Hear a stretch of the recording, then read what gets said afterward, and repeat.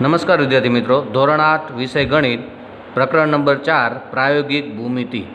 તો મિત્રો, આપણે પ્રાયોગિક ભૂમિતિ સમજતા પહેલાં થોડીક અમુક યાદ રાખવાની બાબતો છે એનું આપણે થોડુંક સ્પષ્ટીકરણ કરી લઈએ, જેથી આ ચેપ્ટરની અંદર જે આપણે જે આકૃતિઓ દોરવાની છે ભૂમિતિની, તો એની પ્રાથમિક સમજ મેળવી લઈએ. તો સૌપ્રથમ યાદ રાખો, આપેલ માપ પરથી ચતુષ્કોણની રચના કરતાં શીખીએ. તો સૌપ્રથમ 4 બાજુઓ અને એક વિકર્ણના માપ પરથી, 4 બાજુઓ આપેલી હોય અને એક વિકર્ણ હોય તો પણ આપણે ચતુષ્કોણની રચના છે આપણે દોરી શકીએ અથવા રચના કરી શકીએ. ત્યાર પછી 3 બાજુઓ અને 2 વિકર્ણોના માપ પરથી, 3 બાજુઓ અને 2 વિકર્ણોના માપ પરથી પણ આપણે સરસ રીતે રચના દોરી શકીએ છીએ. ત્યાર પછી ત્રીજો મુદ્દો છે 3 બાજુઓ અને 2 અંતર્ગત ખૂણાઓના માપ પરથી પણ આપણે ચતુષ્કોણ દોરી શકીએ છીએ. અને ત્યાર પછી મુદ્દો નંબર 5, કારણ કે ત્રીજો અને ચોથો મુદ્દો છે અગત્યના છે, તેથી મેં એને 2 વખત રિપીટ કર્યા છે. 5મો મુદ્દો છે કે પાસેથી 2 બાજુઓ અને 3 ખૂણાઓના માપ પરથી પણ આપણે ચતુષ્કોણ દોરી શકીએ છીએ. ત્યાર પછીનો મુદ્દો છે ખાસ લાક્ષણિકતાઓ આપી હોય તે પરથી પણ આપણે ચતુષ્કોણ છે એને આપણે દોરી શકીએ છીએ. તો અત્રે ચતુષ્કોણ દોરવા માટેની આપણી પાસે જે મુદ્દાઓ છે એ એટલા મુદ્દાઓના માપ છે તો આપેલ હોય ચતુષ્કોણના બાજુ, ખૂણા કે વિકર્ણ, તો એના ઉપરથી આપણે રચના દોરી શકીએ છીએ. ત્યાર પછી માપપટ્ટી અને પરિકરનો ઉપયોગથી 90, 45, 60, 30, 75, 105, 120, 150 વગેરે વગેરે જેવા ખૂણાઓ રચી શકાય છે. એટલે એનો મતલબ એ થાય કે આપણે પરિકરની મદદથી પણ આ બધા ખૂણાઓ છે એની રચનાઓ કરી શકીએ છીએ ચાપ દ્વારા. ને અમુક ખૂણાઓ છે 35, 25, 50, 65 જેવા ખૂણાઓ રચી ન શકાય. આવા ખૂણાઓ રચવા માટે આપણે કોણ માપકનો ઉપયોગ કરવો પડશે અને કોણ માપકની મદદથી આપણે જે ચાપ દ્વારા જે ખૂણાઓની રચના જે નથી થતી એવા ખૂણાઓ આપણે કોણ માપકની મદદથી લઈ અને રચના પૂર્ણ કરી શકશું.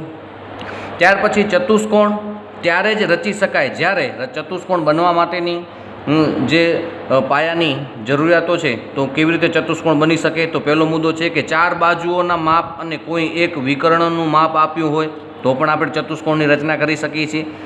ત્યાર પછી 3 બાજુઓના માપ અને બંને વિકર્ણોના માપ આપ્યા હોય તો પણ આપણે ચતુષ્કોણની રચના કરી શકીએ છીએ. ત્યાર પછી પાસેની 2 બાજુઓના માપ અને 3 ખૂણાઓના માપ આપ્યા હોય તો પણ આપણે ચતુષ્કોણની રચના કરી શકીએ છીએ. અથવા 3 બાજુઓ અને તેના 2 અંતર્ગત ખૂણાઓના માપ આપ્યા હોય તો પણ આપણે ચતુષ્કોણની રચના કરી શકીએ છીએ. છેલ્લો મુદ્દો, કેટલાક ખાસ ગુણધર્મો આપેલા હોય તો આપણે ચતુષ્કોણની રચના કરી શકીએ છીએ. આ એક બેઝિક છે, યાદ રાખવાની બાબતો છે. આની મદદથી આપણે ચતુષ્કોણની રચના કરવાની છે. બરાબર, બાજુઓ આપેલી હોય તો બાજુઓના માપ પરથી પણ આપણે ચતુષ્કોણની રચના કરશું. વિકર્ણના માપ આપેલા હોય તો વિકર્ણ અને બાજુઓના માપ પરથી પણ આપણે ચતુષ્કોણની રચના કરશું. ખૂણાઓ આપેલા હોય, બાજુ આપેલી હોય, વિકર્ણ આપેલા હોય, પણ અમુક બાબત ન આપેલી હોય, પણ જે બાબતો આપેલી છે એ બાબતોને સંકલન કરી અને કઈ રીતે ચતુષ્કોણો દોરી શકાય એની બધી અહીંયા તમામ જે બેઝિક છે એ તમને સમજ આપી. હવે ચતુષ્કોણ આપણે દોરશું, એટલે કે સ્વાધ્યાય 4.1ની આપણે શરૂઆત કરશું. તો એના અંદર કેવી રીતે ચતુષ્કોણ દોરવાનો છે, તો માપના આધારે કેવી રીતે ચતુષ્કોણની રચના કરશું એ સરળ ભાષામાં સરળતાથી દોરી શકાય એવી રીતે હું તમને હવે સમજ આપું છું. હવે આપણે સ્વાધ્યાય 4.1ની રચના જોશું. મિત્રો, હવે આપણે સ્વાધ્યાય 4.1 પ્રકરણ નંબર 4નો આપણે ખ્યાલ મેળવશું. તો આપણે અહીંયા પ્રશ્ન નંબર 1 છે, નીચેના ચતુષ્કોણની રચના કરો. તો એના અંદર પહેલી રચના દોરવાની છે કે ચતુષ્કોણ ABCDમાં AB બરાબર 4.5 સેમી, BC બરાબર 5.5 સેમી, CD બરાબર 4 સેમી, AD બરાબર 6 સેમી અને AC બરાબર 7 સેમી. અત્રે આપણે બાજુઓના માપ આપેલા છે અને એક વિકર્ણનું માપ આપેલું છે. તો બાજુઓના માપ આપેલા હોય અને વિકર્ણનું માપ આપેલું હોય તો પણ આપણે ચતુષ્કોણ દોરી શકીએ છીએ. જે આપણે અગાઉ એની યાદ રાખવાની બાબતોની અંદર પણ આપણે જોયું હતું. વિકર્ણ આપેલો હોય અને બાજુ આપેલી હોય તો પણ આપણે ચતુષ્કોણ દોરી શકીએ છીએ. તો મિત્રો, ચતુષ્કોણ દોરવા માટે આપણે કયા કયા સાધનોની જરૂર પડશે તો એનું પણ આપણે સ્પષ્ટીકરણ કરી લઈએ. તો આપણે અત્રે એક પરિકર જોઈશે, પરિકર જોઈશે, આપણે ફૂટી જોઈશે, રબર જોઈશે. તો આવા બધા સાધનોની મદદથી આપણે રચનાઓ દોરી શકશું. તો આ બધા સાધનો આપણી પાસે અવેલેબલ હશે તો આપણે સરળતાથી રચનાઓ છે એને સાચી અને સરસ દોરી શકશું. તો હવે આપણે રચનાઓની આપણે શરૂઆત કરીએ છીએ. તો સૌપ્રથમ આપને અત્રે એક કાચી આકૃતિની જરૂર પડશે. હા, આપણે પણ જ્યારે કોઈ પણ મકાન કે ઇમારત બનતી હોય તો એની ડાયાગ્રામ એટલે કે એનો નકશો છે આપણે બનાવીએ છીએ, એની મદદથી આપણે આખી બિલ્ડિંગ છે એ કેવી રીતે નિર્માણ થશે એનું પૂર્વાનુમાન કરી શકીએ છીએ.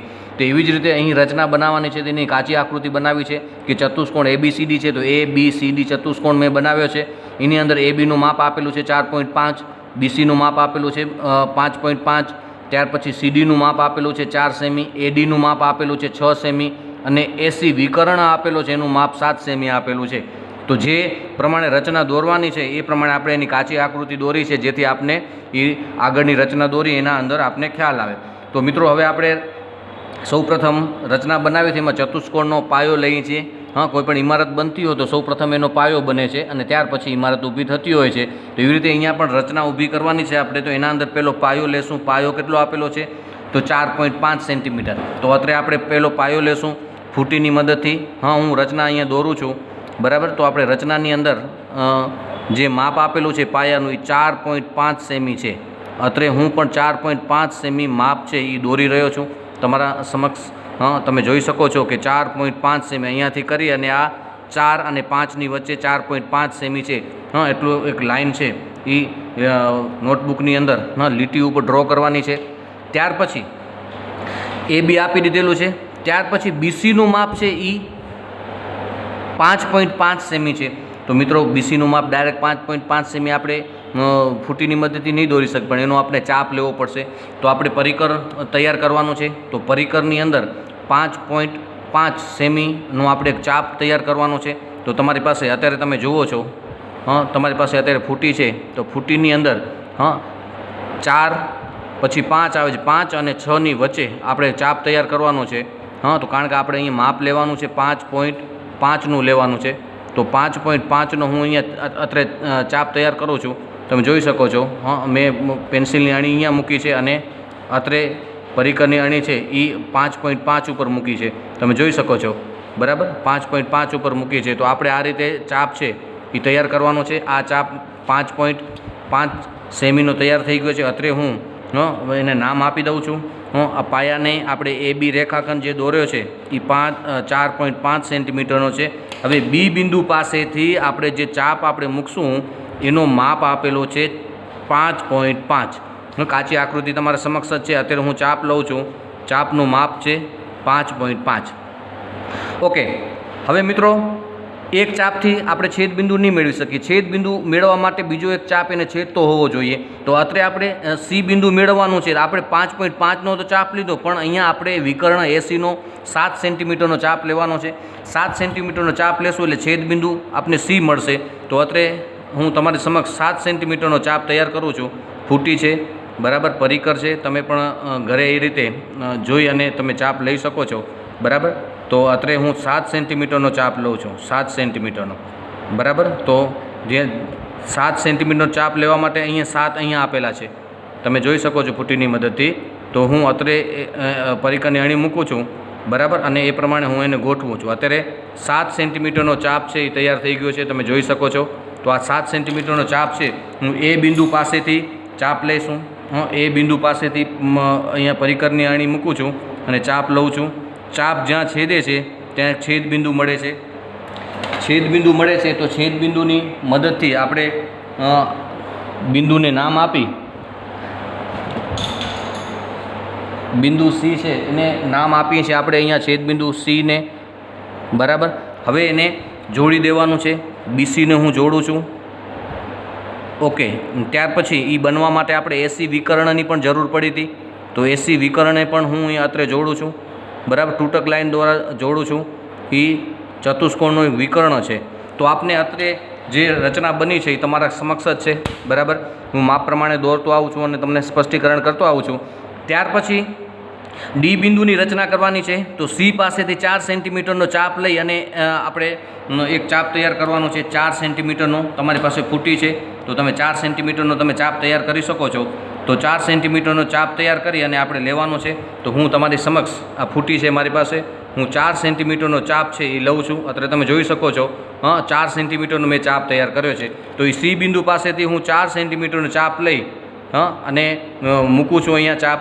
હવે એ ચાપને છેદવા માટે આપણે એ બિંદુ પાસેથી 6 સેન્ટીમીટરનો પાછો ચાપ તૈયાર કરવાનો છે, જેથી આપણે છેદ બિંદુ મળશે જેને આપણે ડી નામ આપશું. હવે આપણે 6 સેન્ટીમીટરનો ચાપ તૈયાર કરવાનો છે, તો આપણે ફૂટીની મદદથી 6 સેન્ટીમીટરનો ચાપ તૈયાર કરશું. તો હું અત્રે તમારી સામે જ ફૂટી રાખી છે અને 6 સેન્ટીમીટરનો એક ચાપ તૈયાર કરવા માટે તમને સમજાવું છું. તો આ 6 પાસે પરિકરની અણી મૂકેલી છે અને 0 પાસે પેન્સિલની અણી છે. તો આ 6 સેન્ટીમીટરનો ચાપ તૈયાર થઈ ગયો છે મિત્રો. તો હવે હું એ બિંદુ પાસેથી 6 સેન્ટીમીટરનો ચાપ લઈ અને આગળ જે ચાપ લીધો છે એને છેદે છે એ રીતે હું રચના કરીશ, અને જ્યાં છેદે છે ત્યાં એને છેદ બિંદુ લઈ અને એને ડી નામ આપીશ. તો હવે હું એથી એડીને જોડી દઉં છું. ઓકે, ત્યાર પછી હું સીડીને જોડી દઉં છું. તો સીડીને જોડવાથી ચતુષ્કોણની 4 બાજુઓનું નિર્માણ થઈ ગયું ને એક વિકર્ણ દોરાઈ ગયું. તો મિત્રો આ રીતે એક સરસ મજાની રચના આપણે સરસ રીતે દોરતા શીખી લીધી, બરાબર. એના અંદર આપણે એબી પાયો દોર્યો સૌપ્રથમ 4.5 સેન્ટીમીટરનો, ત્યાર પછી બીસી 5.5 સેન્ટીમીટર લીધું ને એક ચાપ માર્યો, અને એ ચાપને છેદવા માટે એસી વિકર્ણની મદદ લીધી, એને 7 સેન્ટીમીટરનો ચાપ લઈ અને છેદ્યો. જ્યાં છેદબિંદુ મળે છે ત્યાં સી નામ આપ્યું. ત્યાર પછી સી બિંદુ પાસેથી આપણે 4 સેન્ટીમીટરનો ચાપ લઈ અને અહીંયા આપણે મૂક્યો.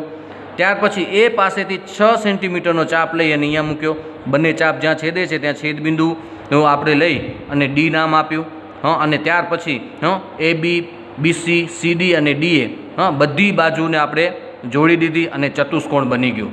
મિત્રો અત્યારે ચતુષ્કોણ તૈયાર થઈ ગયો છે. તો આ ચતુષ્કોણ આપણે જે માંગેલ ચતુષ્કોણ છે એ ABCD છે. માપ પ્રમાણે આપણે એને દોર્યો છે. અત્રે રચનાના મુદ્દા પણ આપણે લખવાના થશે. તો રચનાના મુદ્દાઓ છે તો જેવી રીતે તમે કાર્ય કર્યું છે એ રીતે તમારે લખવાના થશે. તો રચનાના મુદ્દા, તો હું અહીં મુદ્દા લખું છું, રચનાના મુદ્દા. તો રચનાના મુદ્દા છે તમારે જે રીતે તમે કાર્ય કર્યું છે, રચના દોરી છે એ પ્રમાણે તમારે લખવાનું છે રચનાના મુદ્દા. તો મિત્રો આપણે આગળ વધીએ છીએ. તો સૌપ્રથમ તમે શું લીધું? તો પેલો પાયો લીધો. તો પાયો બરાબર 4.5 સેન્ટીમીટર દોર્યો. સરસ, ચાલો. ત્યાર પછી આપણે શું લીધું હતું? ત્યાર પછી બિંદુ બી પાસેથી 5.5 સેન્ટીમીટર અને એસી છે એ 7 સેન્ટીમીટરના ચાપ લઈ અને છેદ બિંદુ સીની રચના કરી. તો આપણે અહીંયા લખશું અહીંયા આપણે લખશું એસી બરાબર 7 સેન્ટીમીટર, જે આ અહીંયા આપણે લીધું આ એસી. અને બીસી બરાબર કેટલા છે? 5.5 સેન્ટીમીટર નો ચાપ દોર્યો. બંનેથી આપણે ચાપ દોર્યો, તેને બિંદુ સી વડે દર્શાવ્યું. ઓકે, ત્યાર પછી આપણે શું કર્યું? ચલો, સી વડે દર્શાવ્યું. પછી હવે આપણે લખશું સીડી અને એડી. તો સીડી અને એડી અનુક્રમે સીડીનું માપ કેટલું લીધું? 4 સેન્ટીમીટર. અને એડીનું માપ કેટલું લીધું? રકમમાં આપેલું 6 સેન્ટીમીટરનો ચાપ દોર્યો. ઓકે, એનો ચાપ દોર્યો. તો બંને ચાપ જ્યાં છેદે છે ત્યાં આપણે શું નામ આપ્યું? જે બંને ચાપ છેદે છે તો આપણે લખશું તેને ડી બિંદુ વડે દર્શાવ્યું. ઓકે, ત્યાર પછી આપણે શું કર્યું? તો આપણે લખશું અહીંયા એબી રેખાખંડ લીધો. ત્યાર પછી બીસી રેખાખંડ, ત્યાર પછી સીડી રેખાખંડ અને એડી રેખાખંડ ને જોડ્યા. હવે બધા રેખાખંડને જોડ્યા તો આપણે કેવી રચના મળી? તો આપણે લખશું ABCD ચતુષ્કોણની રચના કરી. તો મિત્રો આ રીતે આપણે ચતુષ્કોણ મળશે. એની સરળ મુદ્દાઓની પણ રજૂઆત કરી અને સરળ રીતે રચના કેવી રીતે બને એની તમને એક પાયાની વસ્તુઓ છે તમને મેં સમજાવી. તો હું આશા રાખું છું તમને આ રચના સરસ રીતે તમને સમજાઈ ગઈ હશે. તો હવે આપણે પછી એની આગળની રચનાઓ જોશું. મિત્રો હવે સ્વાધ્યાય 4.1 એના અંદર પ્રશ્ન નંબર 1ની બીજી રચના છે. તો આપણે એનો અભ્યાસ કરી લઈએ. તો રકમ પહેલી જોઈ લઈએ. તો ચતુષ્કોણ JUMP એટલે કે જમ્પમાં JUનું માપ છે 3.5 સેન્ટીમીટર, UMનું બાજુનું માપ છે 4 સેન્ટીમીટર, MP બાજુનું માપ 5 સેન્ટીમીટર અને PJ બરાબર 4.5 સેન્ટીમીટર અને PU બરાબર 6.5 સેન્ટીમીટરનું માપ છે અત્રે આપણે રકમની અંદર આપેલું છે. તો એની મદદથી એક કાચી રચના આપણે દોરી છે. તો કાચી રચનાની અંદર આપણે JUMP એટલે કે જમ્પ, તો અહીંયા JUનું માપ 3.5 સેન્ટીમીટર, UMનું માપ છે 4 સેન્ટીમીટર, PMનું માપ છે 5 સેન્ટીમીટર અને PJનું માપ છે 4.5 સેન્ટીમીટરની આ જે રચના છે આપણે કાચી રચના દોરી છે. હવે એની મદદથી આપણે પાકી રચના બનાવશું.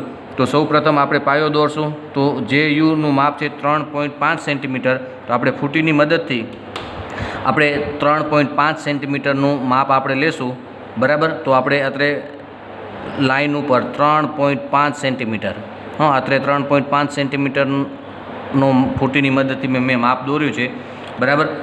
તો એને આપણે નામ આપશું JU. ત્યાર પછી આપણે રચના દોરવાની છે. તો હવે આપણી પાસે અત્રે જે રચના આપેલી છે તો એ રચનાની મદદથી આપણે આગળની રચનાઓ આપણે જોવાની છે. તો સૌપ્રથમ આ જે રચનાની અંદર આપણે એક વિકર્ણ આપેલો છે PU. વિકર્ણ PU આપેલો છે, એનું માપ છે 6.5 સેન્ટીમીટર, બરાબર. 6.5 સેન્ટીમીટર. તો અત્યારે વિકર્ણ PU છે, અત્રે રકમમાં એનું માપ આપેલું છે. તો હું તૂટક લાઈન ડ્રો કરી અને 6.5 સેન્ટીમીટર અત્રે એનું કાચી આકૃતિમાં એનું માપ લખું છું. ઓકે. તો અત્રે હું P બિંદુ છે એનું પ્રથમ મેળવી લેશું. વિકર્ણ પણ એક આપેલો છે આપને. તો પેલું JP, JPનું માપ અથવા PJનું માપ 4.5 સેન્ટીમીટરનો આપણે ચાપ તૈયાર કરશું. 4.5 સેન્ટીમીટરનો આપણે ચાપ લેશું અને ત્યાર પછી ચાપ લીધા પછી આપણે અત્રે જોઈએ છીએ કે આ ફૂટી છે એની મદદથી 4.5 સેન્ટીમીટરનો ચાપ છે એ આપણે લઈએ છીએ, પરફેક્ટ 4.5 સેન્ટીમીટરનો અહીંયા જે બિંદુ પાસે રાખવાનો છે અને 4.5 સેન્ટીમીટરનો આપણે ચાપની રચના કરી. ઓકે. હવે અહીંયા છેદ બિંદુ P મેળવવા માટે આપણે વિકર્ણ છે એનું માપ 6.5 સેન્ટીમીટર છે. તો 6.5 સેન્ટીમીટરનો આપણે ચાપ છે એની રચના કરવાની છે, 6.5 સેન્ટીમીટરના ચાપની રચના. તો 6.5 સેન્ટીમીટરનો ચાપ બને એ રીતે તમારે સ્કેલની મદદથી પરિકરને લેવાનું છે અને 6.5 સેન્ટીમીટરનો ચાપ અત્રે રેડી છે, તમે જોઈ શકો છો. 6.5 સેન્ટીમીટરનો ચાપ એ U બિંદુ પાસેથી લઈ અને એને અહીંયા બીજા ચાપ ઉપર છેદવાનો છે અને જ્યાં બે ચાપ છેદે છે ત્યાં આપને છેદ બિંદુ મળે છે. તો છેદ બિંદુ P છે. તો હવે છેદ બિંદુ P આપને મળી ગયું. તો હવે ફૂટીની મદદથી આપણે એને જોડી દઈએ છીએ, બરાબર. તો આપને એક PJ બાજુ મળી ગઈ અને એક વિકર્ણની મદદથી આપણે એ બિંદુની રચના કરી છે. તો વિકર્ણને આપણે અહીંયા તૂટક લાઈન દ્વારા આપણે દર્શાવશું, બરાબર. વિકર્ણને આપણે તૂટક લાઈનથી દર્શાવ્યું. તો મિત્રો હવે આપણી પાસે ચતુષ્કોણની અંદર એક અડધો ભાગ બની ગયો છે. બીજો ભાગ બનાવવા માટે આપણે અહીંયા 4 સેન્ટીમીટર MU, બરાબર, અથવા UM 4 સેન્ટીમીટર આપેલો છે. તો આપણે 4 સેન્ટીમીટરનો ચાપ છે એ તૈયાર કરવાનો છે.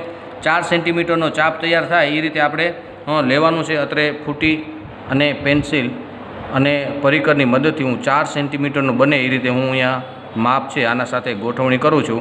તો તમે જોઈ શકો છો 4 સેન્ટીમીટરનો માપ તૈયાર થઈ ગયો છે. તો હું U બિંદુ પાસેથી ચાપ લઈશ, બરાબર. 4 સેન્ટીમીટરનો મેં ચાપ લીધો છે. તો હવે એ ચાપને છેદવા માટે M બિંદુ બનવા માટે P બિંદુ પાસેથી મારે 5 સેન્ટીમીટરનો ચાપ લેવાનો થશે. તો અત્રે પરિકરની મદદથી હું 5 સેન્ટીમીટરનો ચાપ છે એ અહીં માપન કરું છું. અત્રે 5 સેન્ટીમીટરનો ચાપ તૈયાર થઈ ગયો છે. એ 5 સેન્ટીમીટરનો ચાપ છે મારે ક્યાંથી લેવાનો છે? P બિંદુ પાસેથી હું 5 સેન્ટીમીટરનો ચાપ લઈ અને છેદીશ.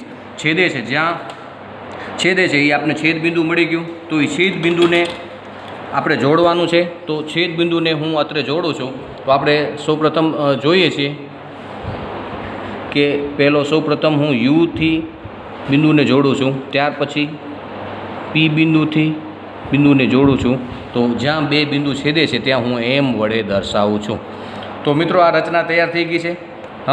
જે કાચી આકૃતિ આપણે દોરી છે એ પ્રમાણે જ આપણે ચાપ દ્વારા આપણે પાકી આકૃતિ દોરી લીધી છે.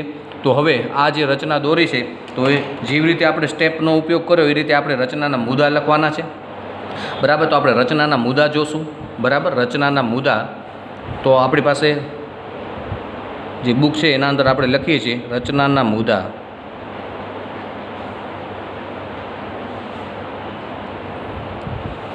તો પહેલું મુદ્દો આપણે જોઈશું. સૌપ્રથમ શું લીધું? તો જેયુનું માપ કેટલું લીધું? 3.5 સેન્ટીમીટર જેયુ દોર્યું.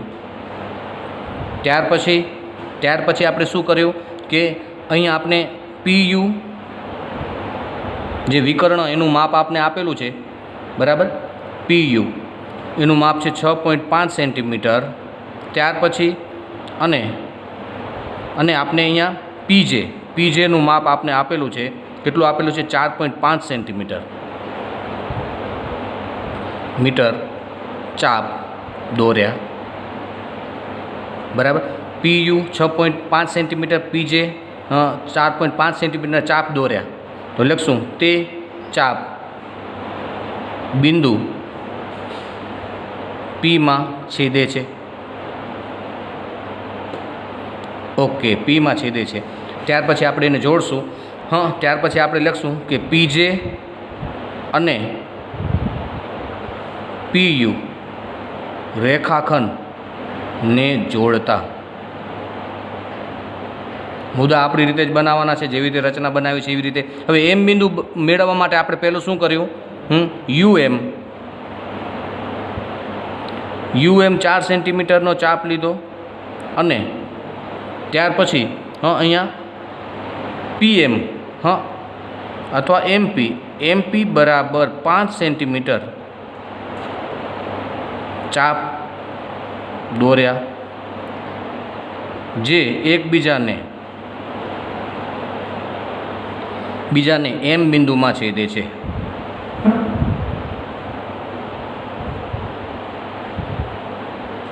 એમ બિંદુમાં છેદે છે. ત્યાર પછી પાંચમો મુદ્દો આપણે લખશું. બધી બાજુના નામ જોડી નાખીએ છીએ બધી બાજુને, તો આપણે લખશું જે યુ રેખાખંડ બનાવ્યો.